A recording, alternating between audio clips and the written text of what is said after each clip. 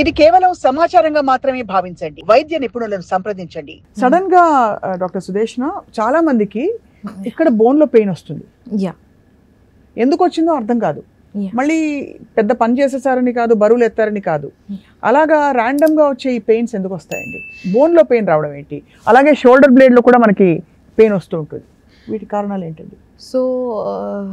So few things we'll be discussing after age related conditions kuda vastunte after like certain 40 years of age, or you can say 35 years of age.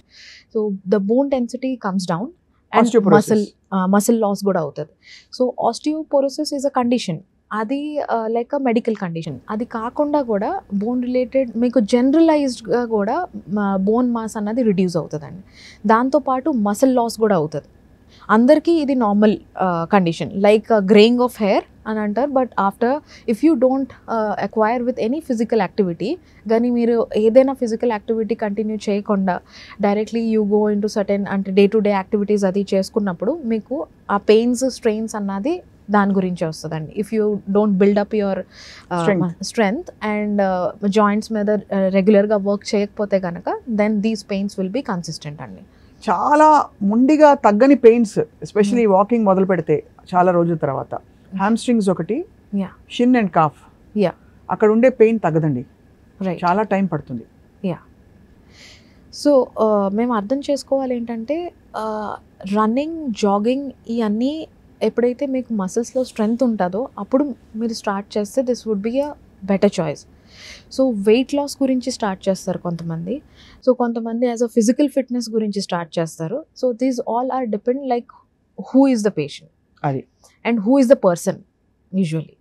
So అది మేము చూసి and then they have to consult physiotherapist and then they have to take a choice అంటే ఎప్పుడు start చేయాలి అన్నది.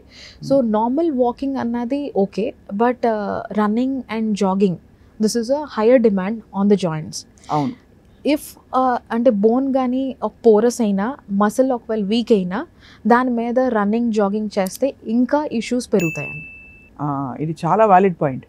అంటే మనం light తీసుకుంటాం ఇవన్నీ అంటే usually we take it in the stride, ఏందిలే తగ్గిపోతుందిలే, మామూలు నొప్పే కదా అని బాడీని వేసి ఉతుకుతాం. అవునవును. అండ్ దాని కంఫర్టబుల్గా, అసలు కంఫర్టబుల్గా ఉండి బాడీ, నొప్పులు లేని బాడీ అంటే చాలా హాయిగా ఉంటుంది కదా. అంటే సీరియస్గా, బికాస్ మనకి we got so used to dealing with stress, correct, to accepting stress, physical stress.